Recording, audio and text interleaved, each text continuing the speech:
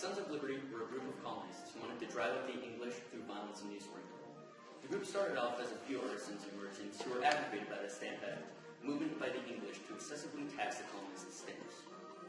Their original name was the Loyal Nine, but their name soon changed to the Sons of Liberty as it grew larger and larger. The leaders weren't very popular at the time, for they'd easily be discovered if they weren't, although there were two men who had a large influence on the press.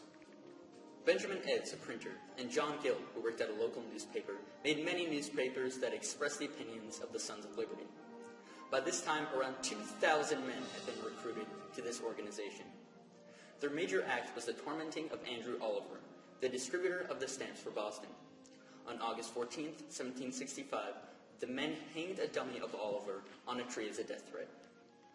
Even though the sheriffs were told to take it down, they refused in fear that they'd lose their lives.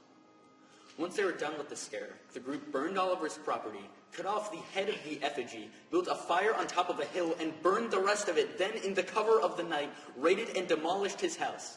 It's pretty much as close to an angry mob as you'll get. By the end of the year, the Sons were in every colony. There was so much chaos that most of the English government went into hiding or even joined the organization. The Sons of Liberty were successful in driving out the British, but it was likely that they'd come back once again to take control.